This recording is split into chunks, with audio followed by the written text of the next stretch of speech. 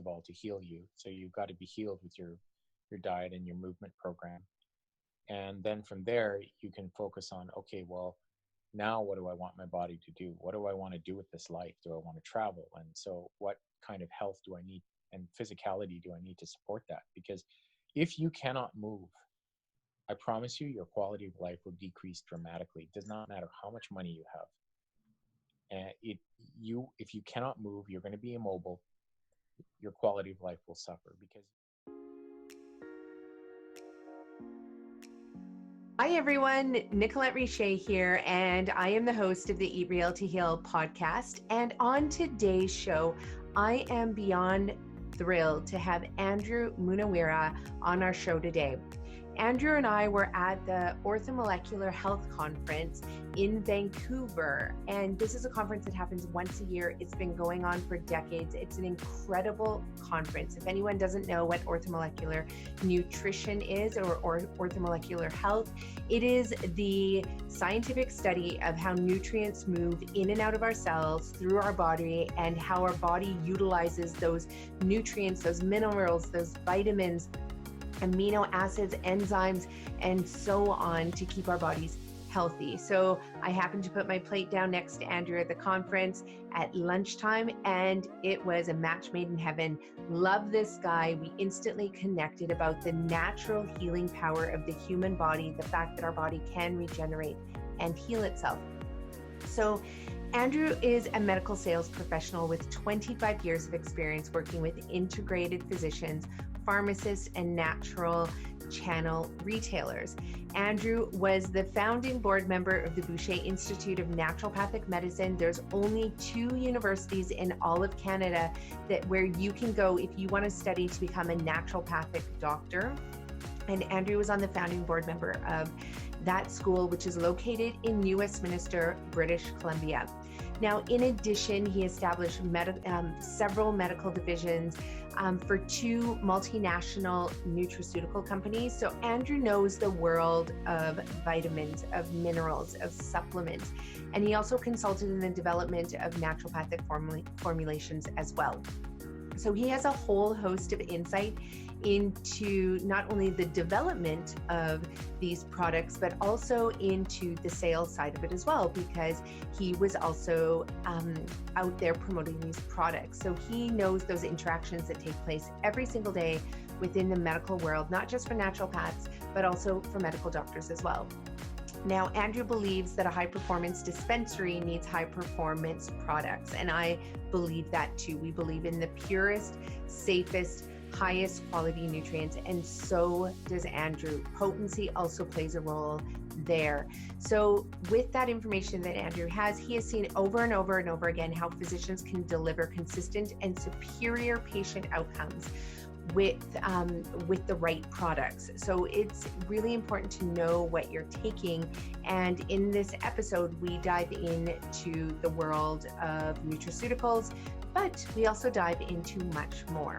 But before we get into that, I want to let you know that we have an upcoming retreat at our Nutrition and Detox Wellness Center in Pemberton, British Columbia.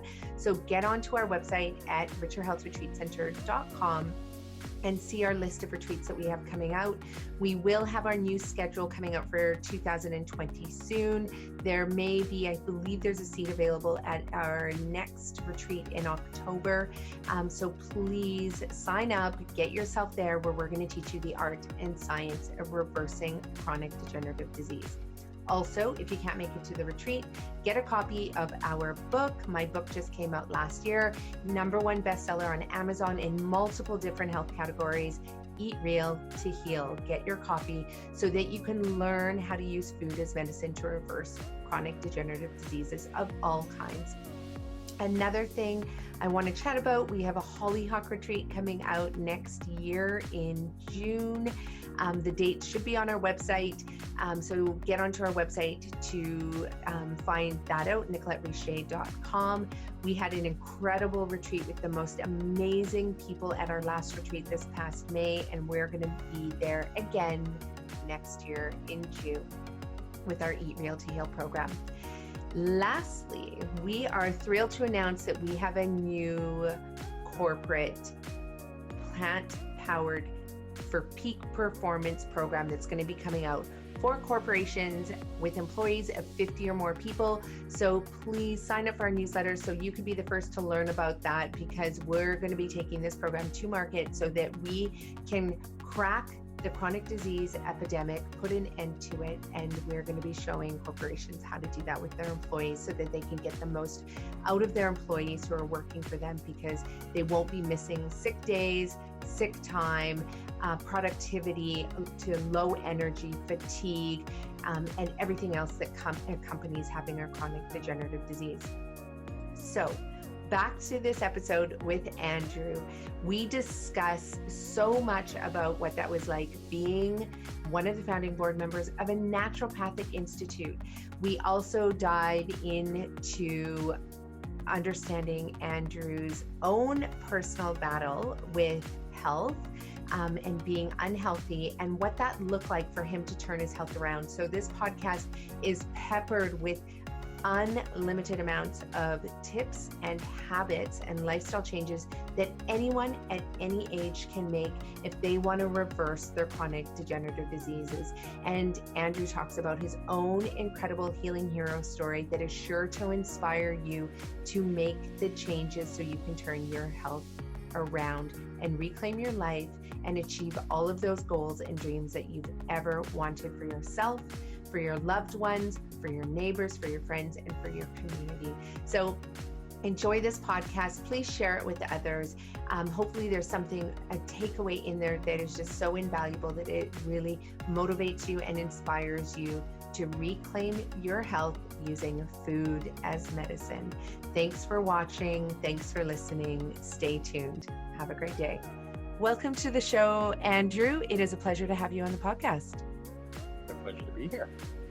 So one of the reasons why I wanted to bring you on to the show is, we just met, so we actually don't even know each other other than an amazing conversation we had at lunch at the Orthomolecular Medical Conference that we were at a few weeks ago in Vancouver, which was... Yeah, it was surprising actually how wonderful the conversation was. We were talking about so many things, oil and nutrition and Gerson therapy, so it was wonderful. Yeah. And it was funny because when I was at the conference, you go to a conference, you don't know a ton of people, and then all of a sudden it's lunchtime, and I was scanning the room and I was like, who do I get to sit by today? What am I going to learn? And of course I sat beside you, and I loved that our conversation just took off. So it was so exciting to sit next to you. And of course we just got right into it, chatting about nutrition and health, and the fact that you come up to Whistler almost every weekend. You knew about the Gerson therapy. You knew people who've done the Gerson therapy. So it's kind of like, we hit it out of the park there at that conference. But one of the things I want to jump into, which I actually didn't know about you, because originally I wanted to bring you onto the podcast to really talk about flax oil, because flax oil is the one and only oil that is allowed on the Gerson therapy. So we're going to get into that in a little bit. But as I was doing more research about you, you have a very interesting past as well. So check past. checkered past. That's okay. We all do. What I'm really interested in is how you ended up being one of the founding board members of the Boucher Naturopathic Medical Institute. Is that correct? Yes. Boucher Institute of Naturopathic Medicine, actually, Okay. I think. That's Well, I knew one of the naturopathic doctors who actually was a friend of mine, and he said, "Hey, do you want to help start this school off?" And I was like, "Okay, well, what do you need to do?" "Oh, we need to meet at the back of Finlandia once a month," and that's what we did. And it for the longest time, it didn't seem like anything was happening, and we had, I think, 10 or 12 people who would meet on a regular basis. And I must say, I think everybody contributed to the program, and then we had board members that rotated out and other ones rotated in, and it just got built over a period of 2-3 years. so. And sometimes I didn't think anything was happening, frankly, but it did.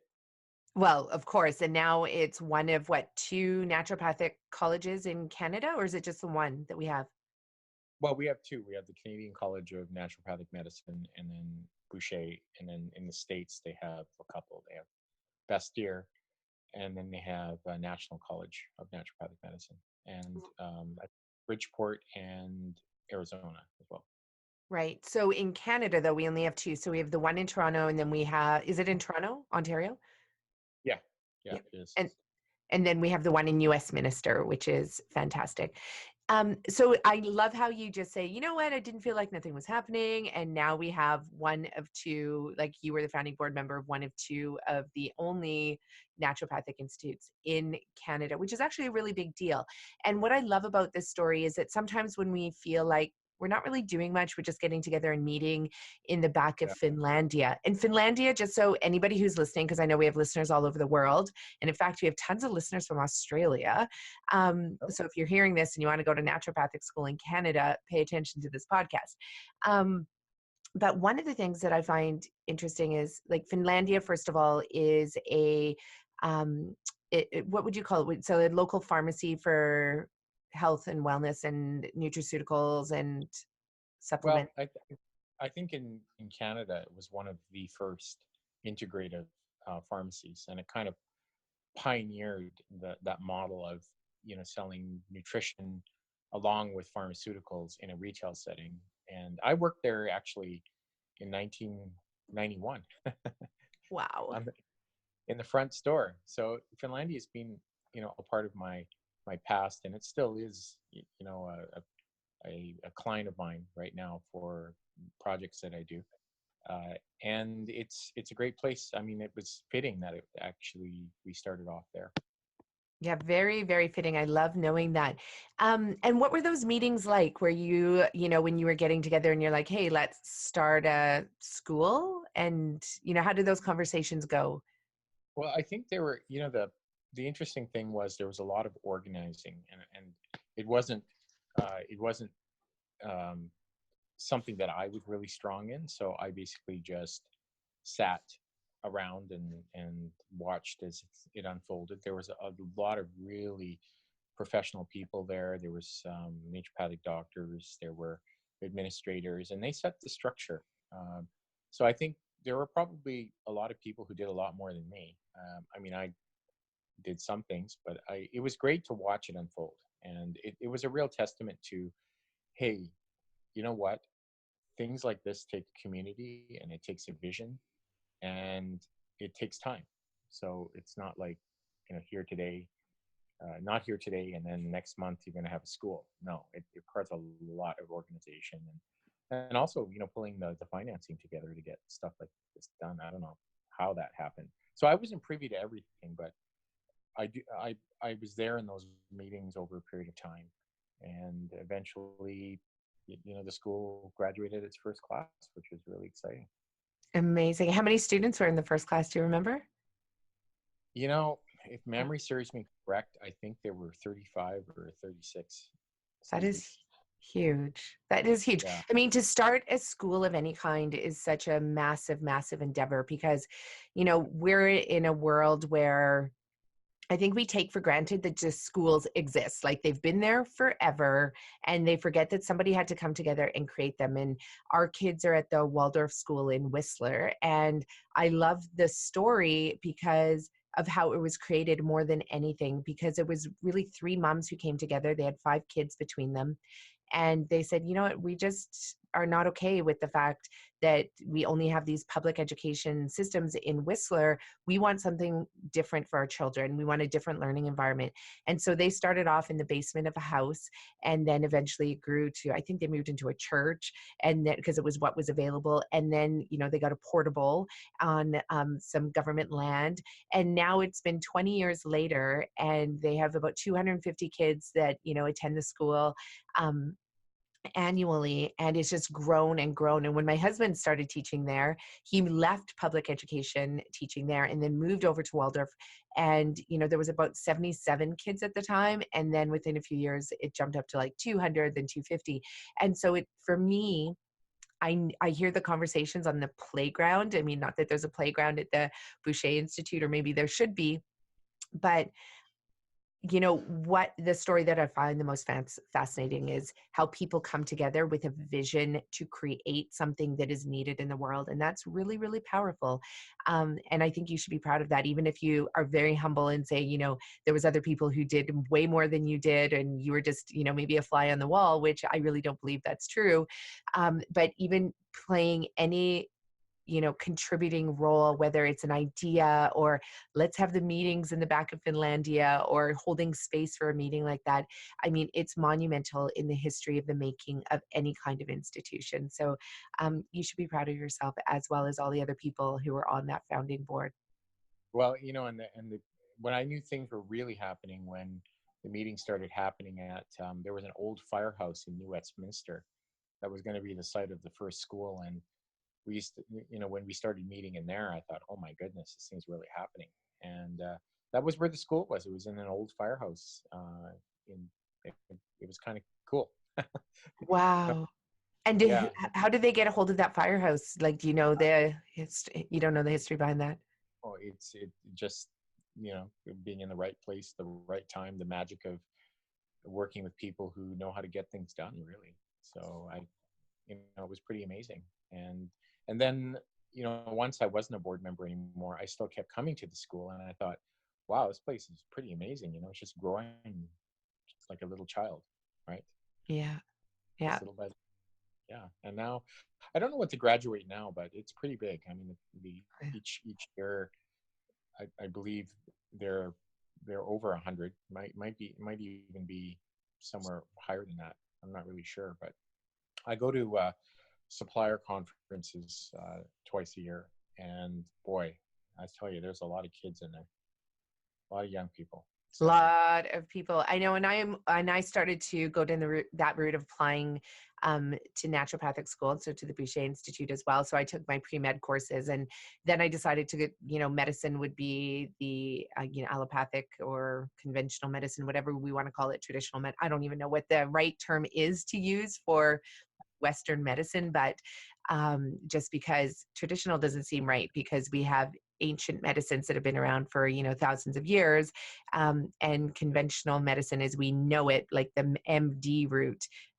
is actually not that old. Like it's only a few you hundred years old, and naturopathic medicine really has been around, you know, for centuries and centuries as well, and all the principles that support it.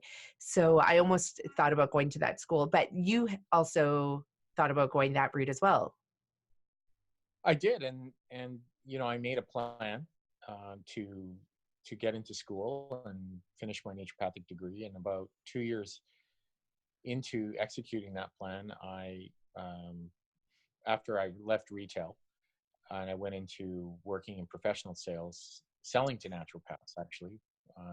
And a group of my clients, we formed a company, and so that's how I got into the back end of the business. And I just kept working for different companies, distributors, and in fact, the distributor who used to distribute Walida.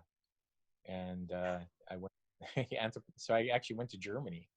I don't think you, that's not on my bio, No. but I did go to Germany, and I visited Walida and Walla and learned about eurythmy and anthroposophical medicine. It was pretty cool. So I got to do a lot of different things with my affiliation and work with many distributors and manufacturers, right?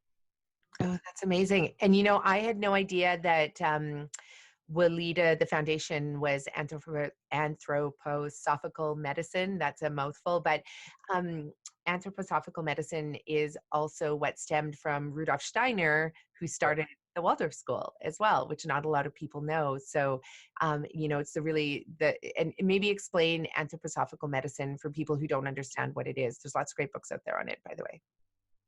Well, you know, my knowledge of it is very sketchy, and I'm sure there's going to be people saying, "Hey, this guy didn't explain it properly." But from what I understand, anthroposophical medicine is based a lot on nature and rhythms, and it uses a lot. It's a much more advanced system of healing than, say, just basic homeopathy is. And I don't mean basic as in not effective. I mean, it incorporates a lot of different modalities in the manufacturing of the remedies, and even in understanding, which remedy to give people. So I've had a long history of working with homeopathic companies as well. And so it was really interesting. The anthroposophical medicine philosophy was very similar to spagyrics, which was developed by Paracelsus. So these are all very energetic ways of healing. And so the interesting thing is, I did visit the Waldorf schools there was a couple in Ontario at the time, and I would go visit them, and because the doctors were there, the anthroposophical doctors that used Bolita. So I got exposed to a lot of different things back in the 90s and 2000s, which Oh, is kind that of exciting. Yeah. So very basically, study of rhythm and nature, and how that applies to sort of uh, ex- allowing the innate healing of the body to express itself fully. I think that, exactly. yeah, Yeah, that's how I understand it as well, and that it's really the concept of holism and totalitarianism, or totality, is that, you're never just treating one aspect of the individual. You're treating the entire body as a whole, but not just the body, but also the spirit and the mind and the physical body and the soul. Like, it all goes together. And so if you want to treat somebody well, you've got to look at everything in its entirety, and as well looking at the body in relationship to its environment and nature and the seasons as well. And so, during different seasons, we go through different changes in our own body, just the way yeah, nature goes through those changes as well. And so, one remedy or treatment or, nutrient or supplement that, works well in August might not be the same one that you would use in the spring, so it's looking at everything, which I think one day in maybe 1,000 years from now or 100 years from now, I hope sooner, that this, concept of medicine will be integrated throughout, I mean, all forms of medicine, which would be incredible. yeah, exactly. And I think one of the greatest powers of any healing system, anthroposophical or Ayurveda or naturopathic medicine or Chinese medicine, is the awareness it brings to the patient of themselves, because that's really what people, I think, need to, at least from my perspective, is you really need to connect to yourself and your Mm. body, and not be disconnected from it anymore. And Yeah, right, and get that awareness of, hey, what's happening to me, and what do I want, and what do I expect, and what are these people who are in my healing community trying to tell me, and are they, do they have the full picture? How do I feel about it? What questions do I have? Really getting engaged, and being a co-creator in health, right? definitely, definitely. Um, yeah, I love that concept, co-creation. I was just speaking at it's called the Social Venture Institute through Hollyhock, and we were at Okay. the Banff Center in Banff, and it was just one of the most incredible events. And they really, really went above and beyond. And the whole event was actually um, simultaneously partnered with elders and in an indigenous facilitator as well. So it was so beautiful because um, often we give kudos, I'll say kudos to, we're here on traditional territory and, it's nice to be here. Thank you. And then all of a sudden the event begins, but there's no reference and no learning or education and about indigenous cultures. And, we call that reconciliation to, simply just acknowledge that you're on First Nations land, which to me is not enough. Whereas Hmm. at this event at SVI, it was beautiful because there was so much education and learning and, integrated throughout all aspects of the event. I mean, it wasn't just that one part. But the reason I bring that up was um, being in Banff at SVI. I mean, so much of what we talked about was this need to integrate, right? So everything needs to be integrated. So the sciences need to be integrated into the spirit of it, into like, where does our food come from? Where does our medicine come from? Understanding that. And to be able to get to that place where we're doing that co-creation is really needs to be so much a part of everything we're doing. So co-creation of our education systems, co-creation of our medical systems, co-creation was like really the word that was used throughout that event. And it is such a beautiful word. But how do we co-create in an authentic way that truly is co-creation and not something that is driven by one party who's saying like this is the way that it needs to be done? So I think it's still something that we need to learn about, like how do we actually truly co-create, um, and co-facilitate and all of that. So which brings me to my next question. Yeah. When so having worked for these, would you call them all nutraceutical companies, or what would you call them that you've worked for? Uh, and I still work in the industry. So Yeah. I work for nutraceutical companies. I've worked for probiotic companies. It really depends on, what their product line focuses on or what they manufacture. So I would say nutraceutical industry, natural health industry. Natural health industry. So can we take people, I want to take our listeners into what behind the scenes of these nutraceutical companies, because so many people are afraid of supplements because Yeah. they've been told by the medical industry, like, don't take supplements, they're dangerous. But if you look at the um, if you look at the studies that are out there, if you look at the reports that have been filed annually for how many deaths, have been caused by nutraceuticals and versus pharmaceuticals, you see a huge discrepancy. Pharmaceuticals, we have hundreds of thousands of people that die from overdosing on pharmaceuticals, from being prescribed the wrong meds. Meanwhile, in the supplement world, we you don't see that. There's virtually like a handful of deaths attributed to nutraceuticals, so supplements, where, and often the one that I've seen, and I could be wrong, but looking at the research, it's often kids that are taking their parents' iron supplements by mistake, because Yeah. too much iron in a kid's body, yes, can be lethal. So, Yeah. but for the vast majority of supplements that are out there, so we have all these people that are afraid of supplements, and then we also then have people who doubt supplements and nutraceuticals, for their potency and their effectiveness. And then we also have people who just don't know how to take them. Like it's either too little. So let's talk a little bit about that, because I imagine behind the scenes in the nutraceutical world, when you're mass producing these, and co-creating these supplements, does it end up being a little bit like the pharmaceutical world where quality is lost, or what has it been like in the companies that you've worked for, if you can bring us behind the scenes? Well, it's a really good question. I mean, back in, I got into the nutraceutical, the back end of the business in about 93. And since then, the industry just exploded. And believe it or not, back then, the quality control was more scary than now. Now it's actually much better. The reason for that is because Canada actually has one of the best uh, regulatory systems for natural health products, in terms of maintaining safety for Canadians.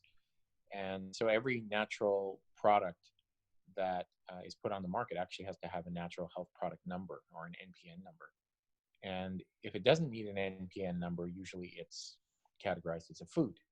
And food is monitored by a different department than Health Canada. So Health Canada does the natural products, and Health Canada does drugs, veterinarian supplements, and another department. I think it's Agriculture Canada, I believe.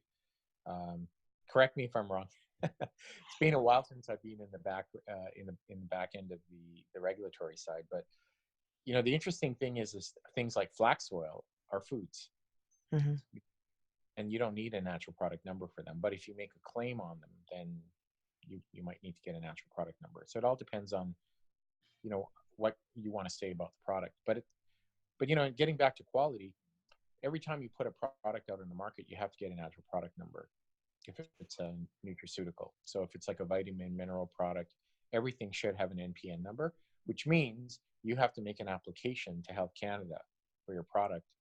And once that's accepted, then you have to do the testing, and the company that you get to make your product, called the contract manufacturer, has to provide those tests and do those tests, and then you have to do your own independent tests. So really, if it's got an NPN number on it, you could go to the Health Canada website and you can actually look up what should be in that product.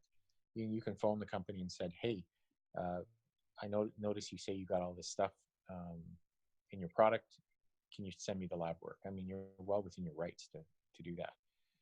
And most reputable companies will send you what you need, because it's about safety first, right? Mm-hmm. And vitamins, anything can be bad for you. I mean, you can die from drinking too much water. So, Exactly. right? I mean, you don't have to drown in it. You can just drink too much water, and there's toxicity associated with water. So everything in moderation, and I think that with vitamins, there's what we call a therapeutic window. So there's a small dose that won't do much. There's a high dose that will have adverse events, and then there's a toxic dose. And it depends on what you're talking about. The toxic doses sometimes can be easily achievable. So there are a lot of products, for example, like high dose iron, that have to be behind the counter when you walk into a pharmacy. And they do that for a reason. But you can have an iron that's 20, 25 milligrams out on the shelf. And again, it's all how people use the product. So if you read the labels and you follow the labeling directions, you will be okay. In terms of effectiveness, there are a lot of studies out proving the efficacy of supplemental nutrients. And I'm going to distinguish between supplemental nutrition and the nutrition you get from food, because it is different. How is it different? Well, supplemental foods are just that, a supplement to a diet. You can't live on vitamins and minerals from a capsule or a powder alone. And I know there's a big push in the industry to go to more food forms, and there are some food forms of vitamins and minerals, but still you can't survive on those by itself. You still need macronutrients, protein, fat, carbohydrate, and energy from your diet. And that's why the diet's always going to be the most important thing to determine your health, as well as how you move. Are you sedentary or do you exercise? And then the kind of relationships you have in your life, because that's going to determine your emotional health in your community, right? So all those things, I think, are the foundation, and then the supplements can actually help with augmenting that. But a lot of times, what I've seen over the years is people have a problem and they come in when I was working in retail or when I do talks, and they're like, "Oh, I have arthritis. What can I take?" And I'm going, "Oh my God." It's not about I what you know. take. It's about, how did you get here in the first place? Yeah. That's what you have to unravel. And that's part of the reason why you need a team of, health professionals to work with you who have your best interest at heart. And they can help direct you to what supplements you can take. I mean, it's a totally different story if you're young and you don't have any symptoms and you're into prevention. And I think that's where the industry historically attracted a lot of people who were into health and prevention, because it was all the fringe people, right, that went into health food stores back in the 80s and 90s, right? You wouldn't find a mainstream person going in there. They'd be like, "Oh, vitamins, what is this junk?" So the industry's kind of moved where it's mainstream now. Like health food stores aren't the only place that have vitamins. You have vitamins at Costco. You have vitamins at London Drugs. I mean, you have vitamins at pharmacies. So they're all over the place. Even and naturopathic clinics have vitamins, and medical doctors recommend vitamins too. So it's gone mainstream. But the question is, what's good? What information is good, and what is not in your best interest? What is not accurate? And I remember back when I was a salesman, running around selling products to doctors, having one study was like, "Oh my God, you got a study?" It was like an amazing thing, because there was no internet. Nobody kept. The only way people kept up to date was by buying magazines and these things. This thing called Clinical Pearls was published once a year, and then the guy came out with a newsletter, and that's how everybody kept up to date, was analog. And now we've got too much information. I do. So the problem is how do you make sense out of all this stuff? I spent a lot of time uh, working and having the benefit of being mentored by Udo Erasmus, who was kind of like the father of flax oil. And he would always tell me, "Well, Andrew, deers don't have a PhD in nutrition to know what to eat, and neither do bears, right? Like animals have an instinct, which I think humans a lot of the time we've lost, and they know what to eat, and they know what to eat when they're sick. I mean, very very rarely do you see a deer get poisoned on its own accord, right? No, Like it's exactly. not, like it knows what to stay away from, and so do the bears and animals. Except when bears go into dumpsters and start eating human food, well, then you have a problem. But I'm in Whistler, as you and I talked about, 2 or 3 times a month, sometimes four, and it's just amazing to come across and watch animals. Of course, if you come across a bear, you have to be careful. But, even little things like hummingbirds. Yeah. I mean, everything has an intelligence, except for us. We walk around like we don't.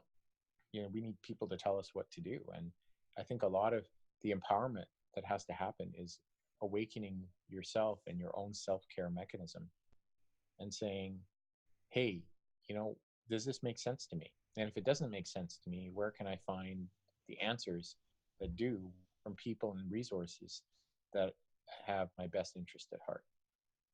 That's really, I mean, it's just common sense. And it is common sense, but I think we're so far removed from, really saying to someone like just use common sense because of the fact that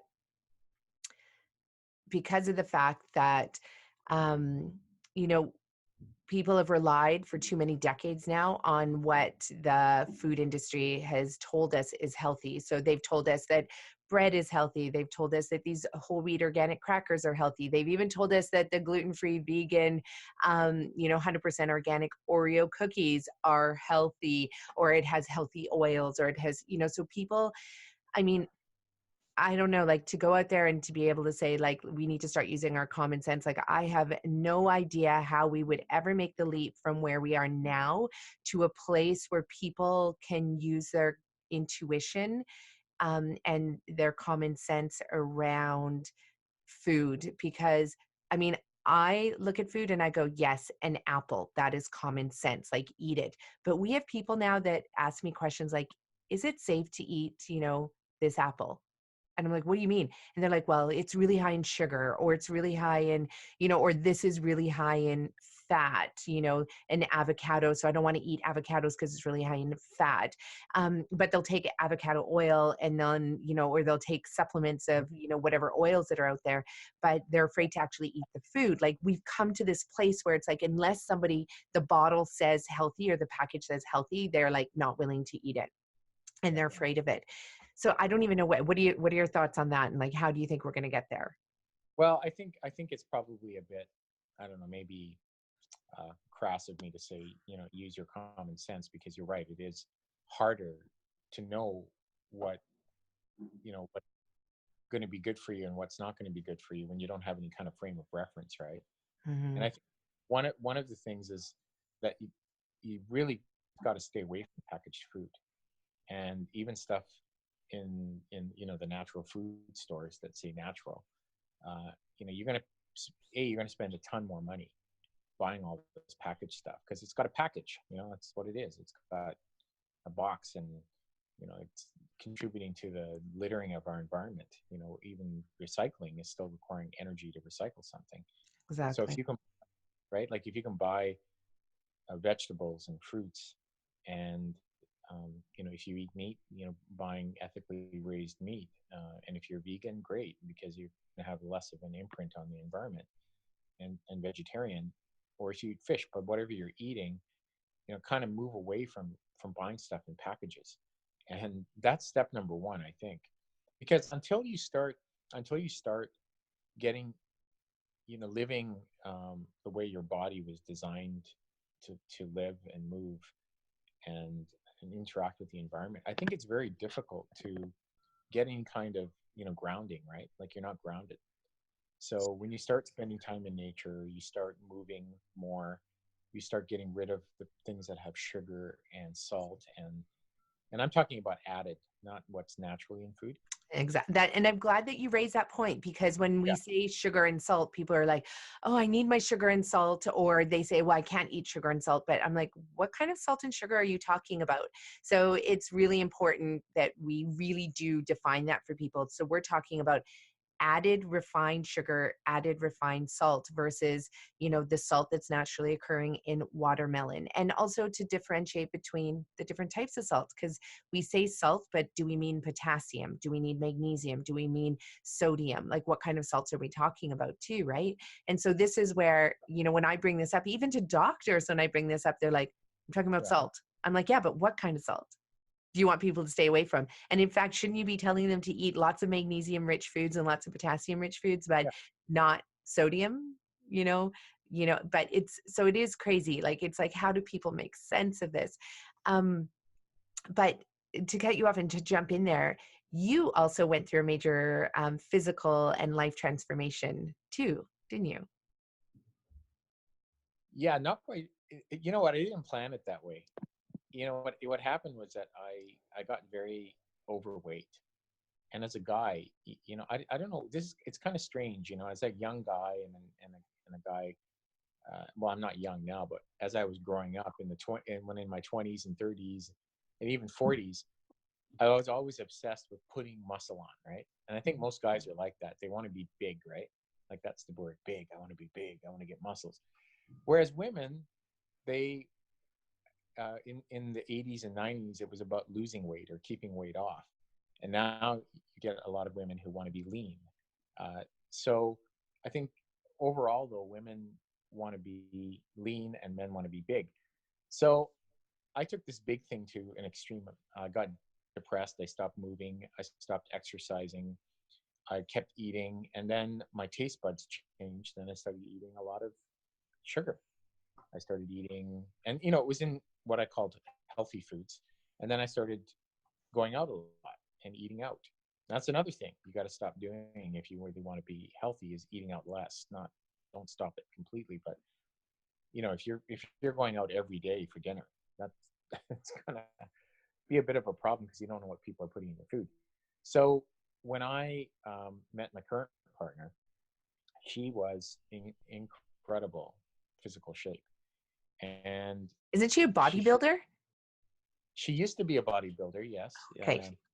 and she just leads a very active lifestyle. And if you want to be with a person who's active, well, guess what? You got to be active. And so what I did was that I just started to follow her around. And sooner or later, I figured out, well, if I keep eating like this, I'm not going to have enough energy. So it just happened slowly. I slowly started to just change what I was eating. And oh my God, did it make a huge difference. The food made a massive difference in how I was able to move. So, I started coming up to Whistler in September, October. Actually, I think it was later than that. I think I regularly started coming up to Whistler in November and December. Started skiing, which was extremely painful, by the way. If you're overweight, Yeah. it's extremely painful to ski because you don't realize how strong you have to be to actually hold yourself up on those skis. And so I've only skied once in my life before. I went from a rank beginner who could, do you ski, I Nicole? ski. Well, yeah, I ski, and yeah, used to snowboard and ski now. Yeah. So, I was snow plowing. I would Oh yeah. stand up. It was so embarrassing because I went on the bunny hill, and then I went on my first chairlift. And when I came off the chairlift, the back of it hit my head and I wiped out and I had to stop the whole thing. It was, plus I was scared of heights. So I'm sure my partner, Linda, she was going, oh my God, who is this guy? And what have I got myself into?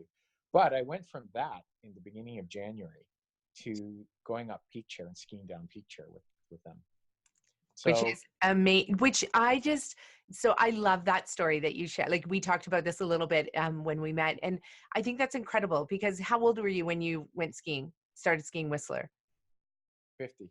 Yeah, 50. Like, that is incredible. And I just love those stories because it really shows people that, what, you're never too old to start anything. You're never too old to change your diet, to learn how to ski, to learn how to write a book or go back to school or any of those things. Like, it really is a phenomenal thing. And by the way, I can't tell you how many people we've seen fall off the chairlift, hit their head, and the whole system has to shut down until they get back up and get back on their Yeah. sticks again. So you're not the first to do that.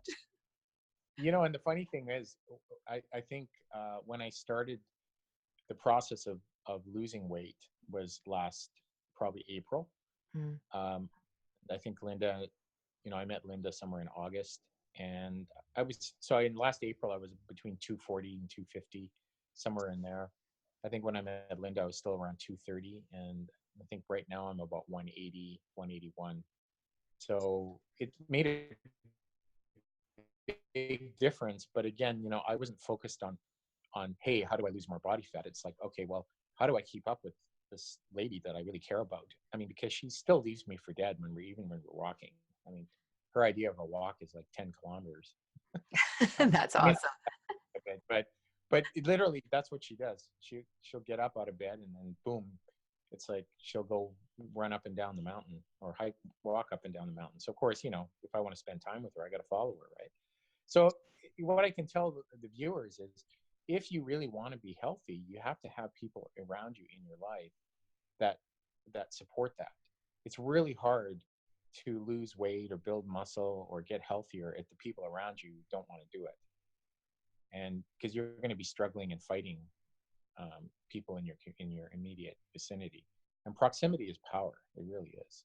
Oh, proximity is power. And, I love that you entered this with the mindset that I want to just spend more time with my loved one. Like, I want to hang out with her. I'm dating this awesome woman. And so if I'm going to do that, I need to be able to keep up. But I also love how you had that awareness that in order to keep up, you also needed energy, and that the food you were previously eating wasn't going to support that. And so what were the dietary changes that you made then to be able to, give you that energy? Well, okay, so Linda cooks a lot. I'm sure she won't mind me using her name, but she cooks a lot, and so she wouldn't cook any starch. So the first thing is I stopped eating rice, and I also stopped eating bread and pasta because she doesn't make that. So we eat vegetables and clean meat, and that's what. So I ate what she cooked, and then I started. She was going, "Hey, why don't you help out once in a while? I'm not going to cook everything." So then I started learning how to do it. Then I thought, "Hey, this is actually kind of easy," and I started doing it at home when I wasn't, with her, and that set everything snowballing. And then I started adding in supplements strategically, just small little things like magnesium and oils like flax, and I do flax and olive together, and just kind of dialed in my program. And then I started. I used to coach CrossFit for a little while, and one of the things that I learned when I was really hanging around all those athletes was that you have to look at your diet in relation to also what your goals are for movement. So Mhm. if you're really hard, it's really hard. If you're training CrossFit or power sports or anything where you're doing a lot of heavy, powerful movements, it's really hard to actually be on a low carb or no carb diet. You have to have starch in there. You have to have vegetables. You just don't have enough Mhm. energy on a low carb diet to fuel that. But if you're an endurance athlete, like you're running ultra marathons or you're doing marathons, it's much easier to take all the starch out and go paleo, and I'm not sure. I don't know what the long term consequences of that. The jury's still out, but I know high fat diets and no starch, or paleo Atkins, all these kind of diets, endurance athletes can do them. But the minute you start wanting to chuck weights around and do CrossFit or be a fighter, then you're dealing with a whole different ball of wax. So that's what I found. Being active, I had to modify my diet, or I would wake up the next day and I'd be like a truck had run over me. I'm 50 now, so uh, you have to definitely dial it in. And then I started looking back into what I learned about performance nutrition, and I started tweaking it a little bit. I mean, the great thing is my partner Linda, she used to, she's an RMT, and she has an athletic background in university. So she kind of was helpful. Although, I debate how helpful, trying to listen to your partner is, because there's always that listening that doesn't happen. Yeah. And I'm stubborn, so she would tell me a lot of things that I would not do. And so, all in all, though, it's been an amazing journey because it's been a partnership, and I think that I would have never been able to do it if I didn't have somebody there who ate the way that fueled health and performance and supported what I was doing. And then, me being the supplement guy, I realized, oh my goodness, wow, I've been underestimating the power of diet and movement. Hmm. And, because you don't have body transformations by swallowing pills. You just will never get that. No. And, one of the things, like we talked about the Gerson therapy. So before I go into that, I really appreciate so much the fact that, um, you acknowledge that the people you surround yourself with are just as important as the food you're putting into your body and everything else. And we did a podcast with Andrew Spudfit Taylor. He's the guy from Australia who just ate potatoes for a year. Oh yeah, wow. Yeah. And he did it because he had clinical depression. He was overweight, like extremely overweight. And he had been a former athlete, and his just depression was, he hit rock bottom, and he had a 2-year-old baby, and, and all of these things, like getting no sleep and high cholesterol, high blood pressure, everything, anxiety, and so on. And he just ate potatoes for an entire year. Now, potatoes are the ideal food to live off of. They've done so many studies because it's the perfect group of amino acids. It's which turns into protein in your body. It's the perfect fat. It's the, has all the minerals, super high in potassium and magnesium, perfect, salt complex, perfect, starch complex. And so he was able to lose tons of weight eating as many potatoes as he wanted. But that's all he ate for an entire year from 2000 in 2016, I think it was, or 2017. And now he's like back to, running and being this beautiful athlete, and teaching other people how they can turn to food as medicine. But the one thing he says, and I say this in all the podcasts, is he said, if you can't change your friends, then change your friends. So if your friends aren't willing to, support you in this, then, ditch them. You can get new friends and a new lifestyle and a new group of people who are going to support this new healthy lifestyle. And, some people will say, well, you know, really ditch my friends that I've been friends with for 30 years. And it's like, you know what, maybe it's, that, you'd like not hanging out with them as much. You can still get together, but get together on your terms, like cook the food that you want to eat, and they have to eat it. Right? Don't go to their house and let them cook. Invite them over to your house and you do the cooking, and you call the Yeah. shots on where you get together. Like if they're like, let's go on a vacation. Well, you're like, you know what? Sure, I'm happy to go, but I want to go to these places that have this quality of whatever it is. Or you have to have so much conviction in yourself that if you are in, like, let's say hedonism Jamaica, and they're like gunning it with alcohol and the worst food possible, then you're able to say, like, you know what, I'm going to make good healthy choices for myself. But that's hard to do. Like, most of us, we are social creatures, and we get sucked in to the lifestyle that our friends are leading because we don't have the willpower. We don't have those principles and values that are like literally engraved in stone yet. But the more you do it and the more you see that this lifestyle can benefit you, in fact, that's when the engraving gets deeper. And so one of the other thing I wanted to touch on too is, you had mentioned that you had, you were feeling depressed. How has that shifted since you've made these lifestyle changes of movement, of your new partner, of eating well, all of those things? Well, I think it's helped. I mean, I do still go through, human emotions are up and down. Mm-hmm. Uh, we get hit with stresses and things happen to us, and it's completely natural to feel down and feel up. And so I would say, all in all, though, my mood is improved because now when I feel a little down or get upset, I move. So I'll go for a, like, I have a little Boston Terrier. I call him El Chapo because he destroys toys and stuff in my house. So and he particularly likes business cards. I don't know why, but he loves eating business cards. So I just called him El Chapo, uh, which I don't know. It's Mexican gangster. If everybody knows El Chapo, but having a dog is a really great thing too, because when your dog has to go, you have to go. You got to take them out, and so you're moving. And so really, I've tried to make movement a part of my life, and the movement will change what you crave dietarily wise. This is what I've figured out for myself. Having been in really good shape most of my life, and then falling off the wagon and going to the other side where I became very overweight, and people would look at me and go, "Oh my God, like you've got a problem."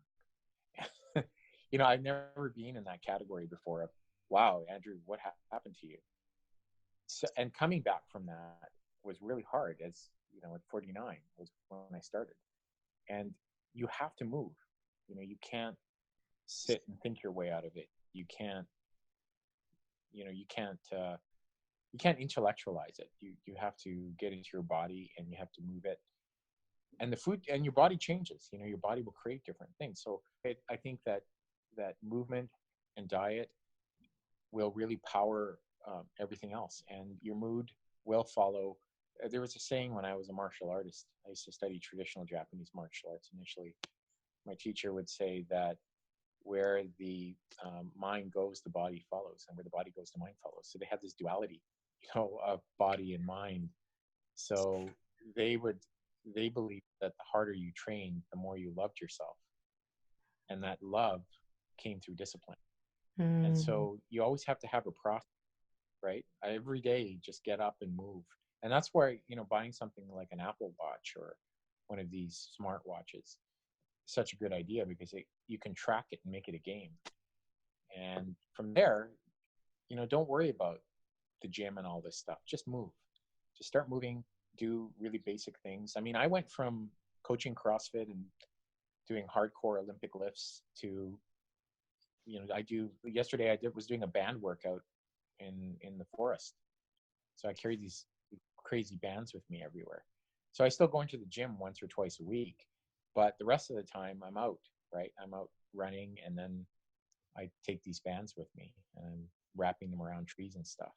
And the bands you're talking about, like the rubber, they're almost like surgical bands you can buy. You can get them at like physiotherapy offices and order them Yeah. online. Yeah. I mean, there's lots of fitness stores you can get them at. You can get physiotherapy. You can get the rehab bands, but I use the ones that you can get for fitness. And so I can work out anywhere. There's no excuse. I keep them in my trunk of my car, and if I get upset or grumpy, even when I'm on the road, at the end of the day or at lunch, I can just put on my shorts, run, and then go do a band workout, and Awesome. I feel totally different, right? So it's, again, you got to have some sort of habit that you do every day. And now, of course, not only it's gonna sound really crazy, but not only has Linda got me into skiing, but now I'm into golf too. So she's a golfer. So guess what? I was walking around the golf course yesterday. Mind you, I lost some of her balls yesterday. Lucky found, right? But the whole point is, you're doing things together and walking around, even if Yeah. it is losing partners' golf balls, which are very expensive. Didn't realize how expensive they were. Yeah. And so again, it's really hard. It's really hard to get fit if your partner wants to sit on the couch and eat potato chips, and you want to go out there. You guys will make excuses not to do it.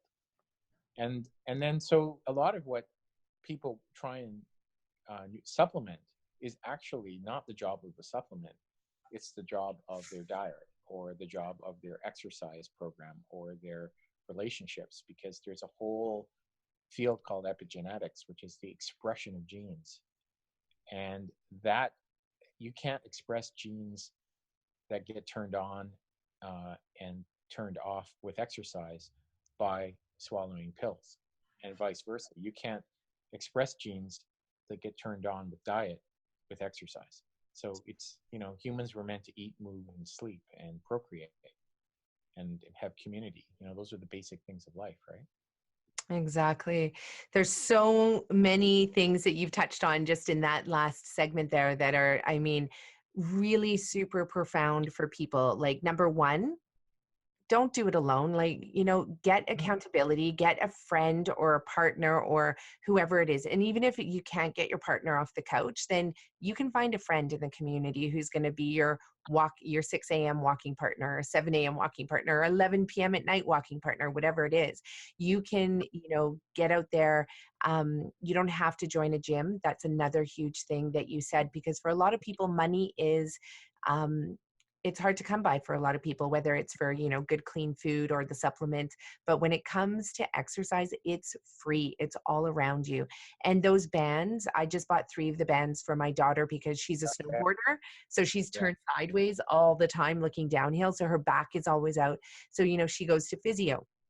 Well, these bands are incredible because I think all 3 bands, which are different tensions, different thicknesses, so they're easier or harder to use. I mean, I think they came to like $11 for 3 yeah, bands. Like, yeah. so cheap, people. And they roll up into little tiny like ball, and you can just shove them in your pocket. So you literally could have them everywhere. And I love that you carry them around. So one of the pieces on that you touched on is that, you'll hook them up to a tree and you can just start doing bicep curls, and you could start doing like, leg extensions with them. But I remember being in, where was I? It was either, well, probably Laos or Thailand or even India and Nepal. And it's normal to go out into nature and exercise. You would wake up in the morning and see everybody in the park doing Tai Chi. And it Mhm. wasn't like, for us as a Westerner seeing that, you're like, what's going on here? But it's just something people do. Like, they incorporate their movement first thing in the morning. They'll do it in public space. It's not, doesn't have to be in a gym. So we can start that culture too. Like, I would love to wake up every morning and just like be driving by and see people doing, CrossFit outside, or, Tai Chi outside, and not think it's a weird thing, just to be like, yay, our culture supports movement. Like, we need to get to that place where it's not just for the elite who can afford it, but it's free and accessible, and it's done in community all around, everywhere. Yeah, and that's the key, is just start moving, do what you can do, and your body will adapt over time. Yeah. And if you have special mobility issues or stability issues, then you'll need help getting those addressed from, health professionals. But the main thing is just little baby steps. And it took me a while to get back into a place where, I could, run for 30 minutes or an hour, which I can do now. I can run for 30 minutes minimum, and I can bike, and I can do basic gymnastic moves again, right? Like, but that took a long time.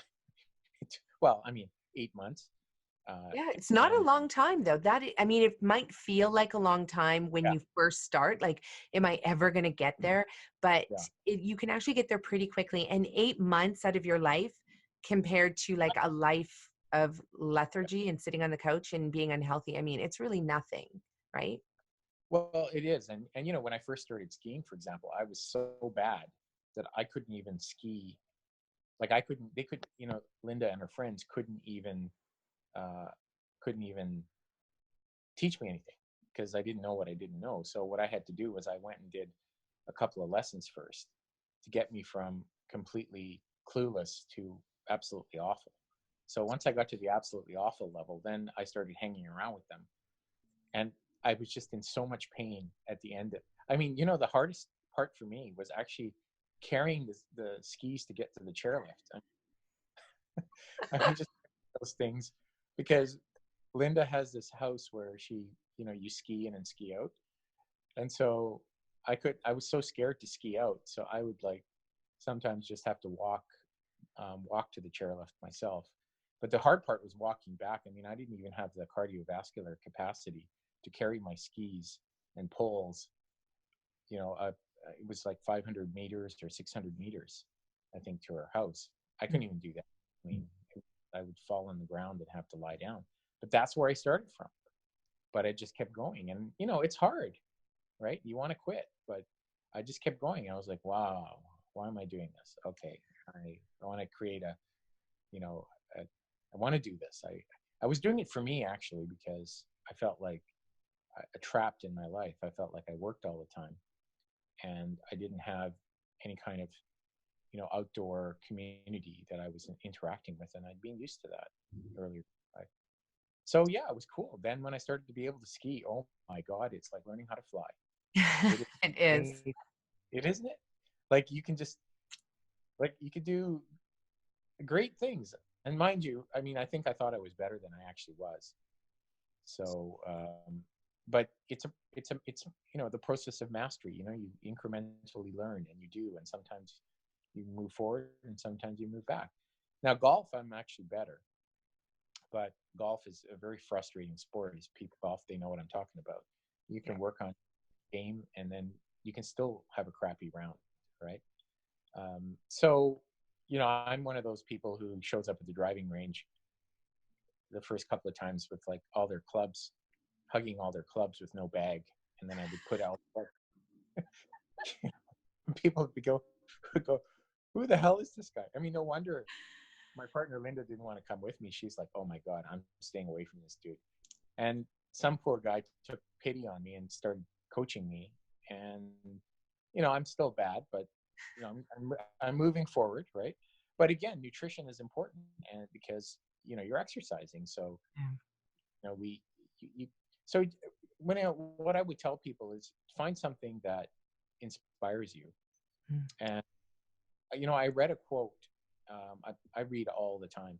There was this quote, and I'm really sorry, I don't know where I read this or who wrote it, but it was so profound that I just remembered the knowledge. And I believe it was a TEDx talk that I was listening to, and I can dig it out and find it if people really want to learn this. But this researcher said that achievement in life is not about what you want; it's about what you expect of yourself. Now think about that. You can want something, but if you expect that you're not going to do X, Y, and Z required to do it, you're not going to get anywhere. You can want it, but that's all you're ever going to be, is wanting. Because if you expect yourself, more of yourself, and you don't expect yourself to follow through, then you're not going to. And I can tell you from learning how to ski, I expected that I would learn it. That was the only thing that I focused on. I didn't focus on being a good skier. I just focused on that I would learn how to not kill myself. I would learn how to go down the hills. And I expected that I would improve. I think that was the main thing. I just expected that I would slowly progress and get it. And if I had any other expectation, I don't think I would have stuck with it. So, with a fitness program or an eating program, just say to yourself, hey, you know what? I expect that I'll get healthier by doing this, or I'll expect I'll get fitter. But it's just going to take a little bit day by day. It's not going to happen in one day. And, that really falls into alignment with what your martial arts teacher as well said is, where the mind goes, the body will follow and the body flows. And, so if you expect that you're going to accomplish something and that you're just going to do it, then of course your body is going to take you there. Your mind is already there. You've arrived at that place. You see yourself being that skier. And so then every day you're taking, and it's not even, well, it is conscious action, but it's also subconscious action. It's like, yeah, of course, let's go skiing today, as opposed to like, no, I'm afraid, or I can't walk the 600 meters, or it's going to be too steep or too cold. I mean, we tell ourselves all of these things, but if you're just like, no, I'm a skier and I'm going to be a skier, then of course you're going to say yes to every opportunity to learn how to ski, like signing up for those lessons, or, being okay that your friends can't even barely get you to the hills. So, I mean, I just think that is, I know my 14-year-old daughter right now, Andrew, would be like, man, you're so sick. You're dope. Like, that's exactly what she would say, because, she was born basically snowboarding. Like, that's the way it is for Whistler kids. So I think they have no idea what it's like for a 50-year-old to get up there. And especially if you're overweight and your cardiovascular health isn't great, like, it is so much work to ski. And I know it sounds crazy, but I mean, I remember being 40 pounds overweight with a baby in my belly, and just on the bunny hill with my other kids skiing. So, I was pretty safe and very cautious. But I was like, I had that 40 extra pounds of pregnancy, and I couldn't even do up my ski pants. And I'd just be puttering out there on the skis, like helping my other two little ones. And it was so much, like, that was the biggest workout ever. I probably shouldn't have been doing it at that, many months pregnant, but 40 pounds extra on your body, it's hard on your knees, it's hard on your heart, it's hard on your Yeah. liver, it's hard everywhere.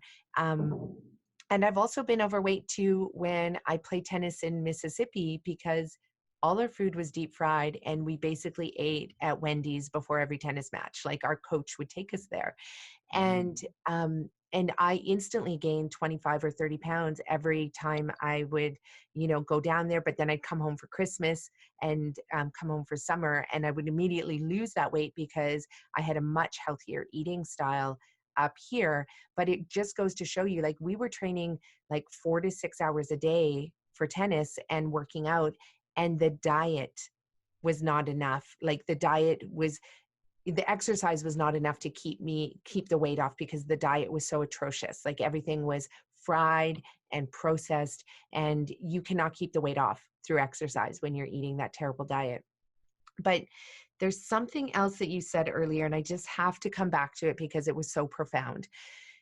And when I asked you about your mental health, like the depression, and I love that you said that, we're human, and every day we have ups and downs.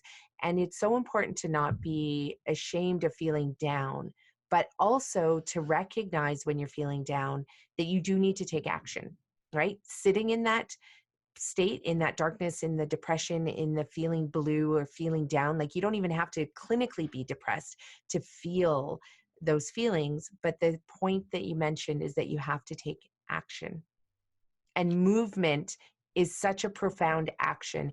And the studies prove it, that right now, currently today in 2019, there is not a single study on antidepressants that show that they work better than exercise. In fact, it's the opposite. We know that even 20 minutes of moving the body works much better than any antidepressant on the market. So it's so important to know that, and to start moving when you're in that place. And also just the fact that not to beat yourself up about feeling down, because feeling down is just a natural part of being human. From day to Yeah. day, from hour to hour, you're probably going to have minutes where you feel down. From day to day, you're going to have days when you feel down. From month to month and year to year, you're probably even going to have months or seasons when you feel down, but that's okay. But it's to recognize that you're there, and then to take action when you're in that space, which I think is important for people to understand. Yeah. And really, again, I learned this next kind of awareness from Linda, because she's a master therapeutic counselor as well. I mean, are you getting a picture of her? She's It's really amazing. it's really amazing, right? I mean, I would say I would never have become a skier if it was not for her. I mean, just putting all that gear on is a real pain in the ass in the morning. I mean, that was a workout in itself for me. I was like, oh my God, now I got to walk around in these ski boots and walk down the hill. And I mean, it was just, if it wasn't for her, I would have never done it. But Okay, and that's where I got to stop you, Andrew, because, and just because I also do coaching with my clients. So we're going to do a little bit of coaching right now. Is that okay? yeah, go ahead. And this is only just from noticing, like, I think you're quite humble. And I think that, you gave all the credit to all those people who sat in the boardrooms in Finlandia and saying, well, they did most of the work. But I mean, you were there too. And, you give all this credit to Linda, who I am certain is an amazing human being. Mhm. But there's people who are with amazing human beings, but don't show up for themselves and don't say yes to all of these things. And I think you have to give yourself credit for saying yes. So saying yes to putting yourself in uncomfortable situations, saying yes to struggling on with I know how hard it is to put on ski boots when you are overweight, to saying yes to, being up on the hill and getting hit in the back of the head with the chairlift and having it shut down. So I love that you are so humble and gracious in giving Linda all the credit. But what I've heard from this interview is you are truly the magician in all of this, because you showed up and just said yes and put yourself out there and overcome your, like, you're overcoming your fears. You are truly, truly magnificent in the sense that you could have been the person on the couch just eating the potato chips being like, no, I don't want to go skiing, despite having this awesome, amazing person in your life. So just remember that you have to give Thank you. yourself the credit too. Thank you. I mean, one thing that thank you very much for the acknowledgement. I really appreciate the awareness and the insight that you have, and the acknowledgement. The interesting thing is that I actually still eat potato chips on the couch. So do I. Yeah, it's like you don't have to stop doing that stuff, but there's got to be some sort of balance in your life in order for your body to be able to handle it, right? Like if that's all you're doing, then you get imbalanced. But one thing that I think the mindset that I have that really serves me when I'm around excellent people, and I'm talking about people who are doing things that I want to do, not talking about it, but doing it. So when I'm around people of excellence, I'm a warrior. So I challenge myself and I will go through pain. And that's a lot of that is my early training in martial arts. And as an athlete, I was right in there. I mean, I was a skinny kid that got beat up and stuffed into lockers when I was a kid. And so I started learning how to fight. And when you learn how to fight, there's a lot of pain. But you know what? It motivated me. So now I've got that in me. So do you need that? No, not really. I mean, you don't need to, have a warrior spirit. That's just the way I kind of frame it. But you do have to expect more of yourself than you're getting right now. So, so if you have that expectation, then whatever you want is within reach. But if you don't expect yourself to get anywhere, then you're not. And I think if you can look on the TED Talks, and look at expectation, and just type that into the search bar, I'm sure you'll pull that lecture up. And it was pretty amazing. So that's where I kind of saw, hey, so what am I doing with golf now?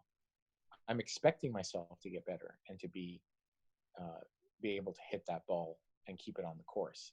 I mean, that's my first goal. Keep it in between the lines.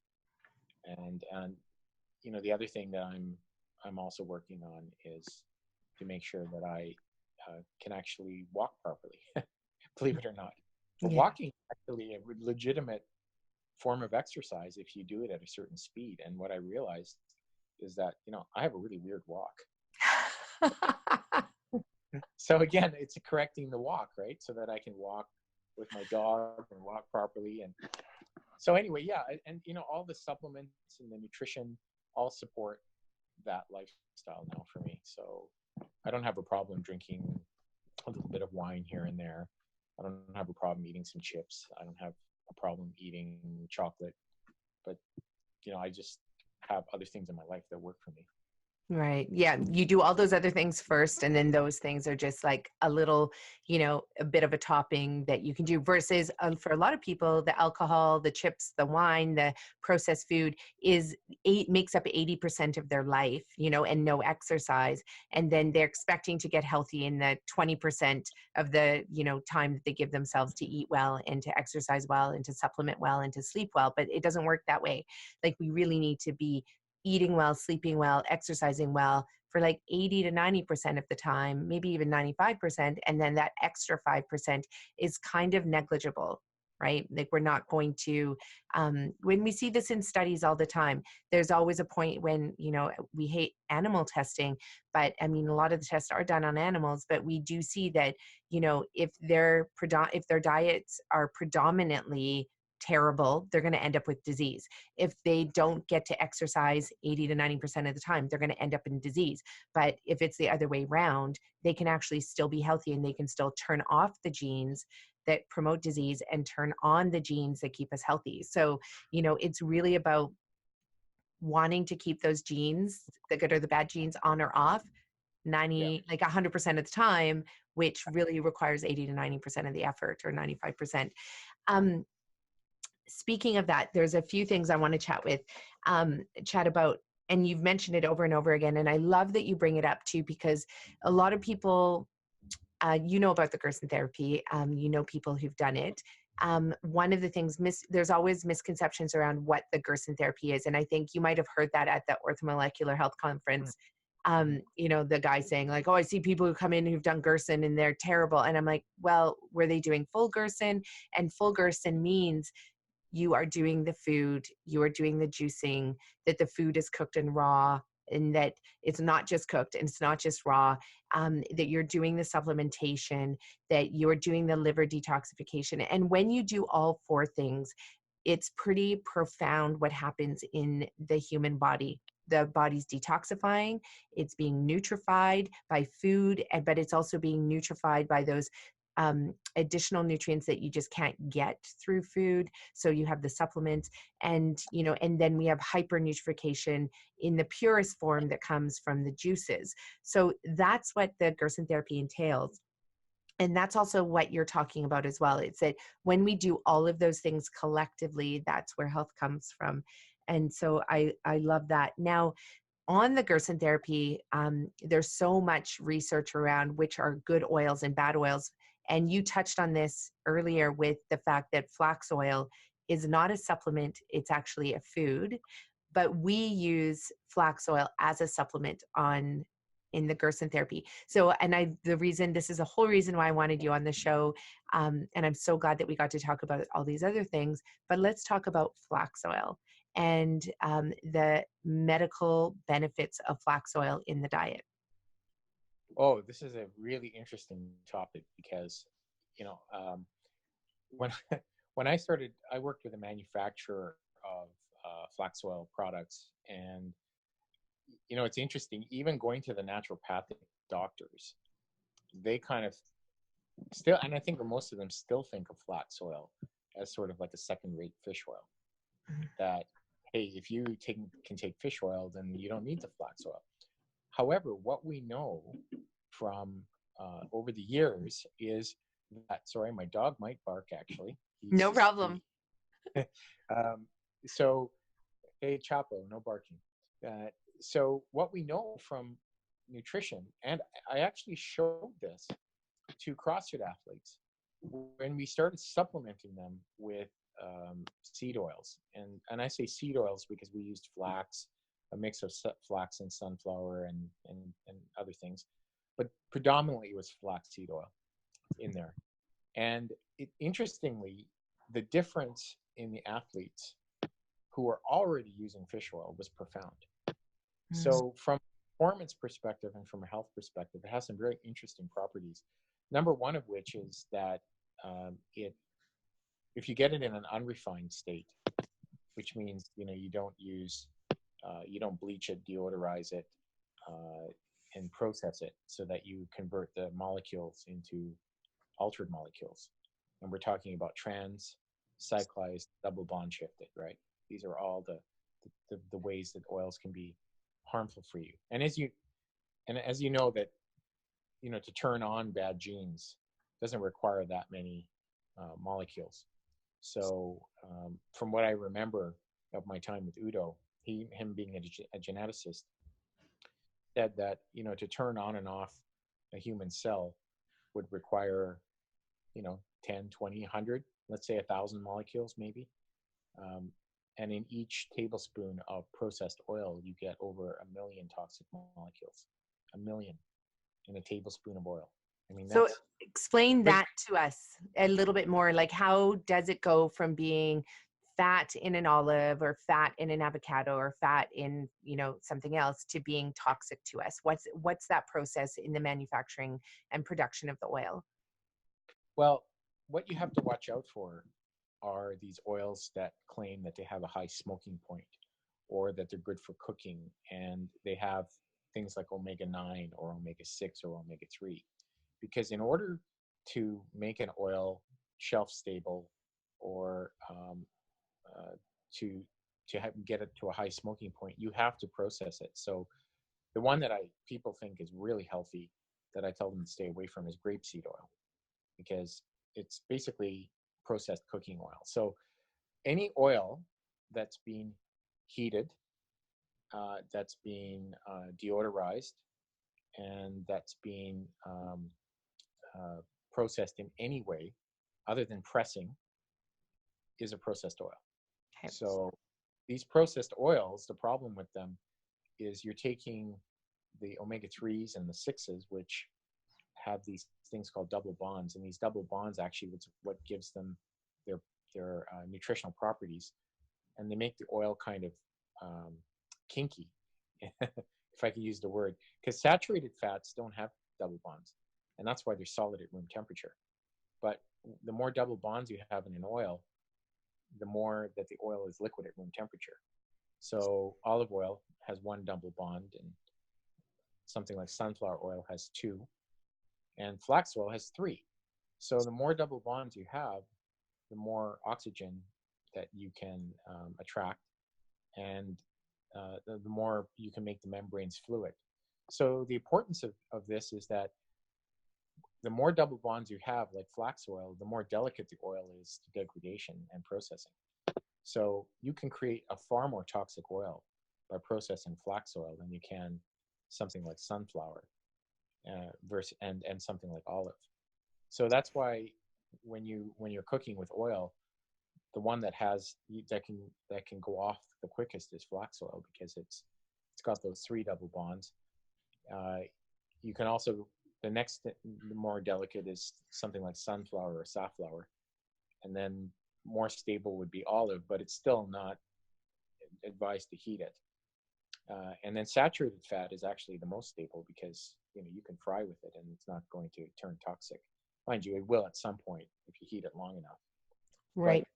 But the health Right. benefits of these oils, so the ones that are the most can become the most toxic from heating it or processing it in the manufacturing it, are like, for example, the flax oil, because of these. Does it have triple bond or just three double bonds? Three double bonds. Okay. So it's been a long time since I've been whipping off the chemistry in my head, but basically an omega-3 has three double bonds in the molecule, and there are omega-3s that actually have more. So for example, in fish oil, you have something called eicosapentaenoic acid, which is EPA, that actually has five double bonds. Mm. And the thing is, as you get more double bonds, you also get a longer molecule. So, EPA is a much longer molecule too. It's got more carbons and more double bonds than what's in flax oil. But we'll get to that in a minute. So it has a different effect. It's not that it's better, it's a different effect. So the interesting thing is fat is not only something that carries nutrients like the fat soluble vitamins, but fat also is a macronutrient that you need in large quantities every single day. And so the question is, and the number that we came up with when we were doing this research investigation was that the literature is saying that on average a human would need somewhere around 80 to 120 grams of fat a day. I mean, just think about that. And I used to use, when I was lecturing to the naturopathic doctors, I'd say, well, your patient needs about 100 grams of fat a day. If the most that Health Canada recommends you take from fish oil safely is 3 grams a day, where are the other 97 grams coming from that you need? So that was a provocative question for them. And so then we worked it out that you get a lot of fat invisibly in food. Mm-hmm. Balance you would add visibly on your food, right? So it's kind of neat when you think about fat that way, that it's in food, you can't see it. And the food that you can see that's pure fat, it's either solid at room temperature or liquid. So controlling your macros is actually one of the most interesting things in controlling health. But again, you don't have to get too complicated. You just stay away from all the packaged stuff, because otherwise you read all the macros on the side, and stick with the natural foods. So vegetables have both fat, and they have, like you said, amino acids, and they have a huge density of nutrients in there that protect you and help your body function. Concentrated proteins, they're less nutrient dense, and starch actually is actually quite fattening if you eat too much starch and you're not moving. So again, you can adapt you've got more leeway to play around with. If you're exercising and you're eating whole foods, you can definitely eat more starch than somebody who's eating a processed food diet, because the It's starch is, sedentary. yeah, sedentary. And so it's about, kind of looking at what's going to work for you and what's not going to work for you. But fat definitely is one of the things that people get wrong completely most of the time. I mean, there is no such thing as an essential carbohydrate, but there are some things as essential fatty acids. Mhm. And you got to get those essential fatty acids, just like you need 8 essential amino acids. And the other caveat with this is you need a certain amount of calories a day from fat, a certain amount of calories per day from the other from protein, and you get that from non-animal sources too. So the whole thing is you need energy in your diet, and if you don't have that energy, then you're just not going to be able to do much, right? Think, move, breathe. So Total. fat, what flax oil does that we saw was that it really has this effect um, on upregulating gene expression in the body. So your body uses as a kind of like a set of instructions to do things, and it makes the membranes fluid. It affects so many other processes in the body. It can help with fat loss if you're overweight. Um, the downside with it is that it has to be handled carefully, Mm. and there are some people where, yeah, if they have a condition like eczema or psoriasis, doing something like flax oil or any kind of high omega-3 oil might, you might have to take it easy for a little while until your skin condition gets better. uh, Yeah, but what's interesting about that is because, like, I know with Gerson, we use it to treat eczema and psoriasis all the time. And people are allowed to have about 2 tablespoons of flax oil maximum in the day when they're doing it, because it still is like we treat it as a medicine, right? Like it is nutrients going in the body, and we need them to be in either a high amount or a low amount or whatever it is. And so, for example, on the Gerson therapy, we need it to be low sodium and high potassium and magnesium. And so, when we say low sodium, it means like, yeah, you're not eating, you're not juicing any celery, and you don't eat high amounts of watermelon, and you don't, or cucumber even, because those tend to be much higher in sodium. The potassium sodium ratio is very different than it is, for example, like your green leafy lettuces and your potatoes and your tomatoes and all of those things. So, but what we do see is that the body's ability to use the macronutrients from the Gerson therapy diet, but also all the micronutrients. And what happens is when it turns on these genes for health protection, and you start rebuilding your mitochondria in your cells, then the body utilizes your food differently as well. And one of the things is we do see that people do very well, but I mean, the amount of flax oil is very minimal to begin with, because it is still a medicine. Exactly. And I'm just to give you a reference. I mean, Mm. I was when I was doing heavy CrossFit, I was doing probably, and bodybuilding, I was doing a tablespoon or 2 tablespoons per 50 pounds per day. So I was probably ingesting 8 to 10 tablespoons of flaxseed oil as my um, observable fat that I was adding into my diet. And that actually, it was a blend of flax and sunflower, but I was getting a lot of flax. And what I found was that I was getting such a massive effect on strength and stamina. And as long as I kept, and so the thing with me is my genetics are South Indian, so I can get very fat fast. So what I found was that if I started eating potato chips and like really concentrated sources of starch, I would actually put on a little bit of fat around my waist. And I found that I had to be more careful about, even though I was exercising heavily, I'd have to be more heavily careful about the processed fats or the Mhm. processed carbohydrate I was eating. And I didn't have that problem if I was eating, like, if I cooked a yam or made a potato, or, it was really interesting. It was only when I would eat those like packaged carbohydrate sources, there was something about them that just made me put weight on. So I would say, you can, eating more unrefined foods, your body knows what to do with it. And you start eating all this Exactly. packaged food. Just, it's a crapshoot, right? And Yeah. we don't know, frankly, the long-term consequences of some of the stuff that we're doing right now. Like, we're probably going to be, my generation's probably going to be, uh, my parents' generation was the guinea pig for the long-term use of pharmaceuticals, and look what's happening to them. And Oh that's yeah. starting, right?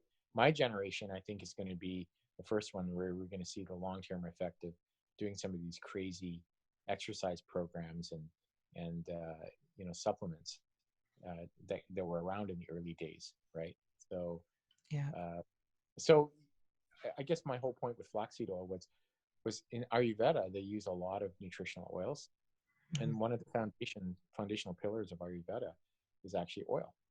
So they use a lot of oil. They use ghees, and they use medicated ghees, and they use nutritional oils to treat diabetes and all sorts of disorders. But the most important thing is you adjust it to the person. So I like the fact that you're saying people to take a low dose, because you generally have to gradually increase the intake of these seed oils up gradually, and it takes about 2 weeks for the body to be able to transport the oils to the tissues. So you don't really want to whack somebody with a high dose uh, initially. And like I usually start telling people, well, if you're going to use oil, even if it's MCT, you want to start at half teaspoon increments, and then see, add it and make sure you add it to food. So you take it with a full meal. Don't just swallow a teaspoon, which I've had people do. Just swallow a teaspoon and then go, oh, I feel nauseous. Well, of course you are.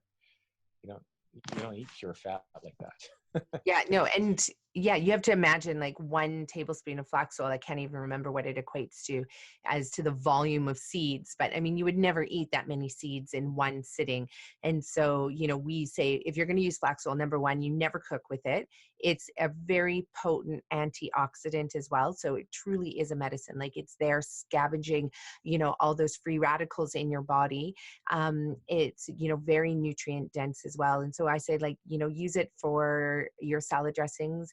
It's a perfect place to use it because it's going to remain cold all the time, and and then you can use that and drizzle that on your vegetables and your yams and potatoes and greens and cooked foods and whatever vegetables and fruits you're eating. It's fantastic. You can make dips with it as well, which is another great way to use flax oil.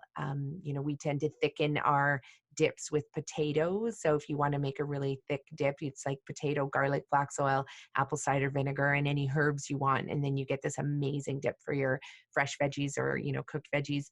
Um, Yeah.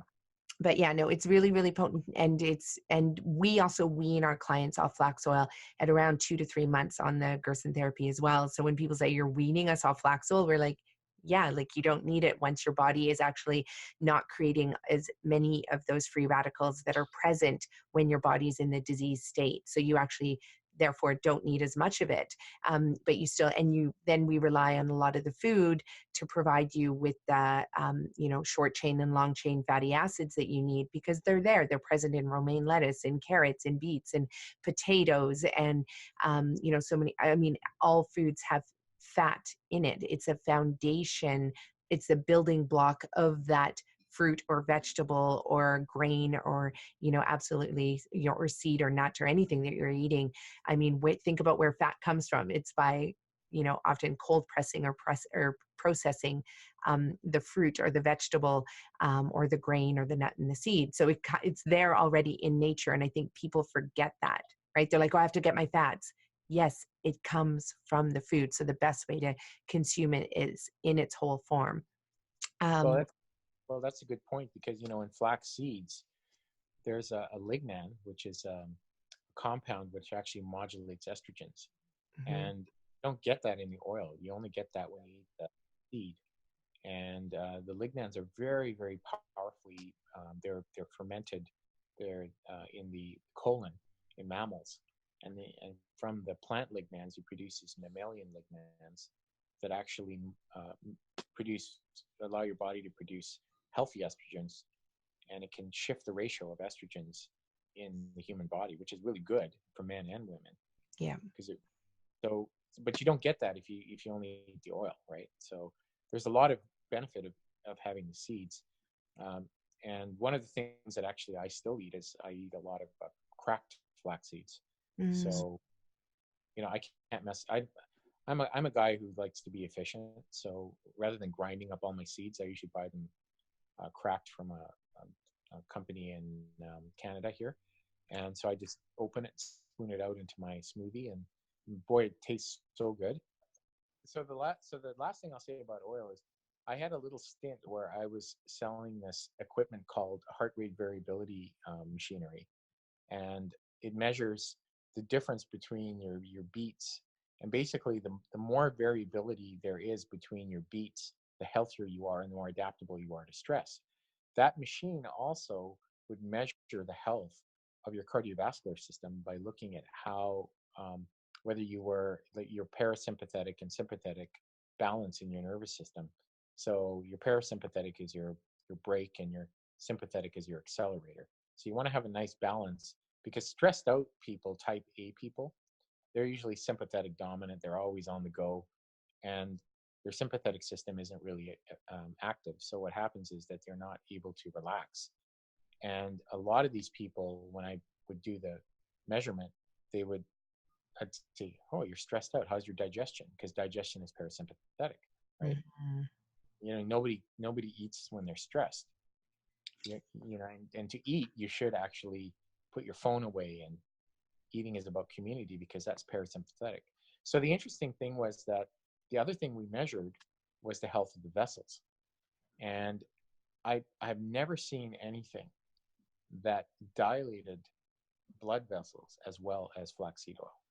It has this amazing ability to actually um, get people's circulation back. It's one of the things that happened really fast, actually. You can see that in days where people would start taking seed oil with flaxseed, and bang, they'd have warmer arms and warmer legs, because if you're not getting that blood to the extremities, that's a problem. Exactly. Yeah. I And mean, then, flax oil has like, from what I've read about it extensively, is that it, has over 200 different, healing properties, everything from, like you said, dilating the blood vessels to transporting nutrients across cell walls as well. So for the absorption of nutrients, to being able to, trap free radicals, to providing you with that high omega-3 to omega-6 ratio. I mean, to balancing out your estrogen. And, when we talked about estrogen, it's so important to know that most cancers are estrogen dominant cancers. So they love free floating estrogen in the body. That's what helps to feed, literally feed cancer. So you don't want to have free floating estrogen in the body. You need something to help balance that.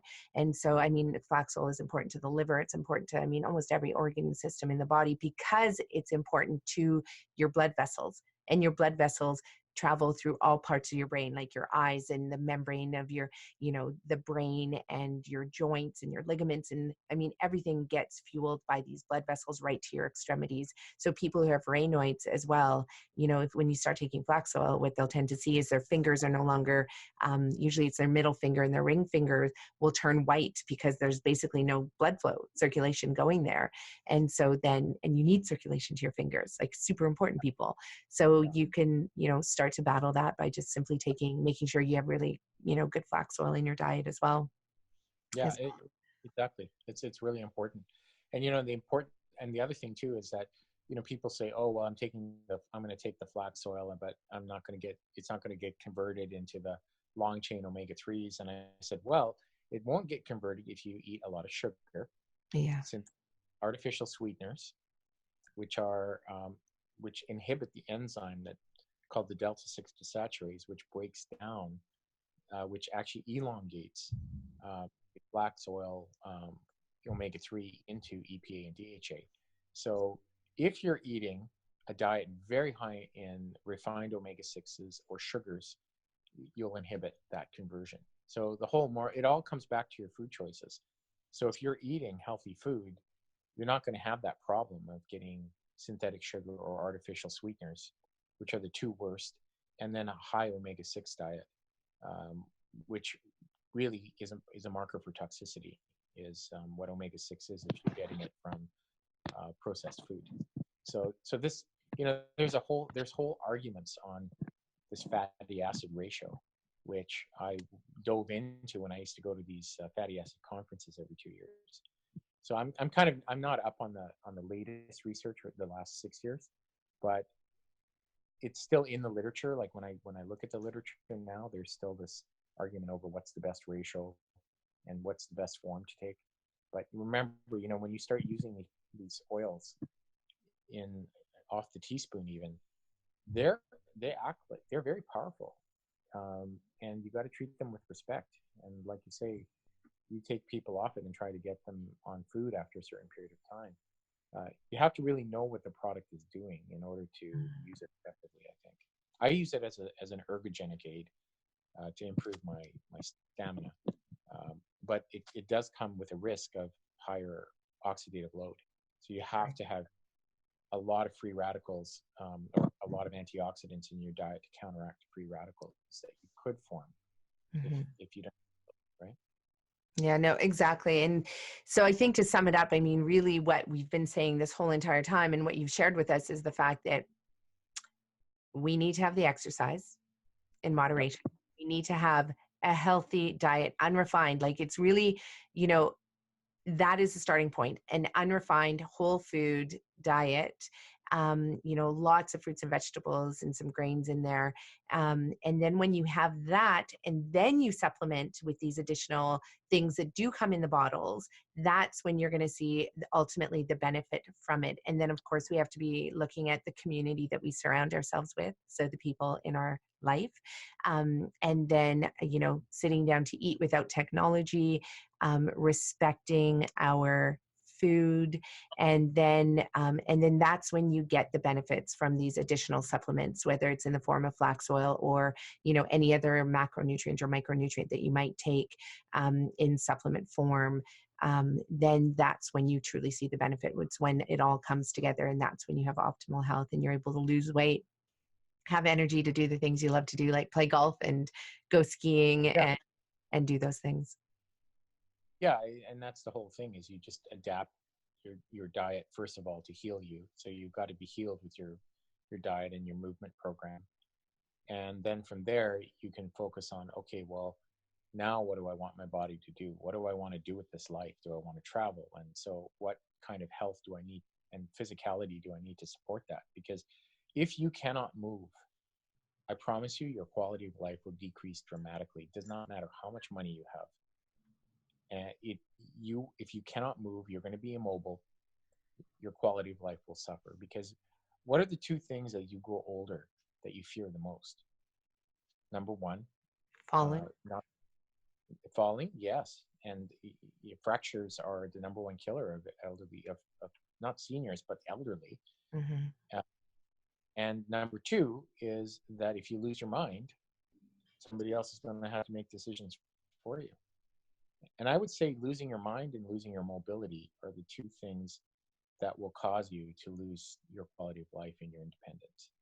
And so we want to support that with diet and movement. And so this is where it gets kind of tricky, is that if you're already in that place of degeneration, to get back requires professional help sometimes. And if you're healthy and you don't have any serious issues, then the job's a little bit easier. You might be able to do it yourself, and then go to your doctor or a naturopath to get a checkup on a regular basis to see where your objective and subjective health markers are, right? Yeah. So it's all right. No, exactly.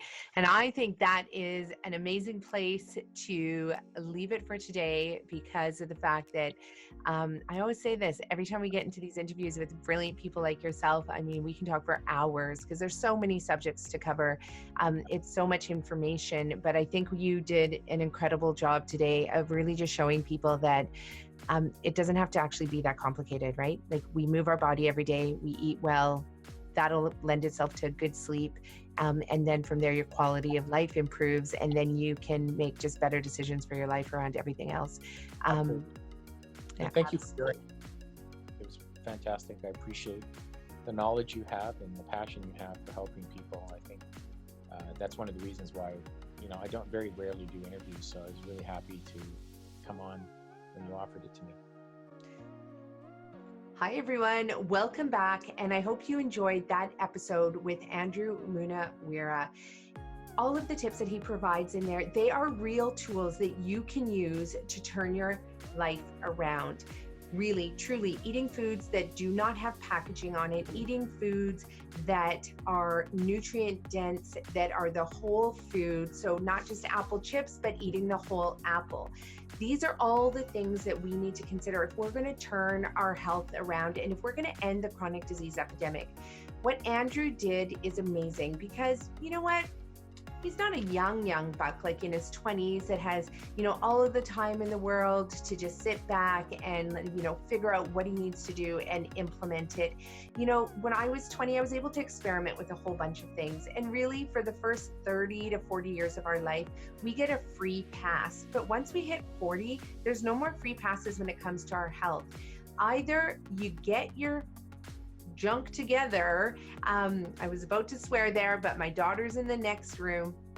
But truly, you have to pull it together and you have to start using common sense, which is what we talked about in this episode.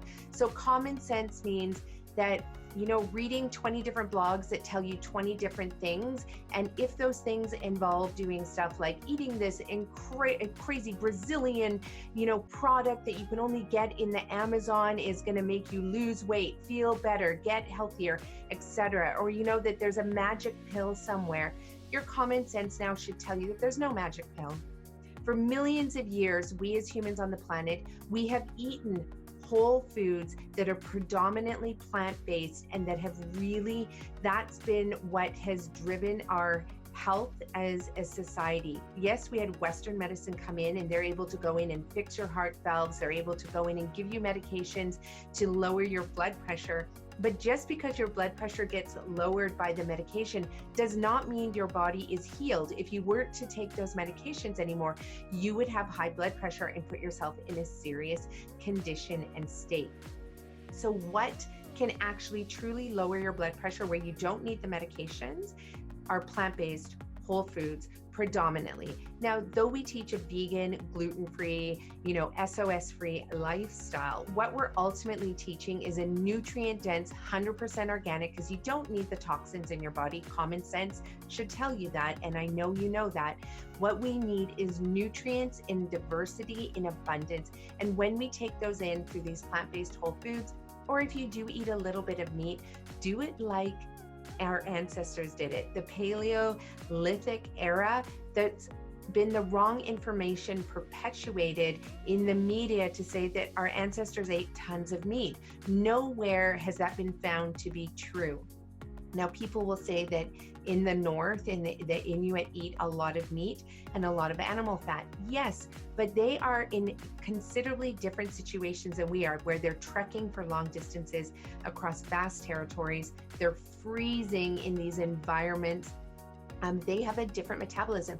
But if you look at the science, you'll also see that they die 10 years earlier than most Canadians, and they have a 50% more chance of dying from a stroke or heart disease. So these are some of the things that you need to understand. And really, ultimately, common sense would tell you that if we were just to eat animal meat and if just to eat animal fat, you've probably had a lifestyle where you've eaten lots of packaged food, lots of animal products, and we know that you haven't felt well, because I've met with thousands of clients and they say the same thing. The time in their life when they felt the best is when they were eating predominantly fresh foods in their whole form, tons of veggies, lots of greens, and it's ultimately when they had the most energy and the most vibrancy in their life and when their health was the best. So take in Andrew's points. Be inspired by the fact that he started skiing later on in life, that he was able to do that. He started golfing later on in life. He was able to lose the weight even after, being in a time when it's easy to become sedentary as we hit the age of 40 and 50 and 60, and it doesn't have to be that way. So I hope you're inspired by this show. Please let me know if you've incorporated any of Andrew's tools, tips, tricks, habits, and if that made a difference in your life. And if you enjoyed this episode, please share it with others. In the meantime, go to our website, find out about our upcoming retreats, grab a copy of our book, Eat Real to Heal, so you can start implementing these lifestyle changes today so you can turn your health around.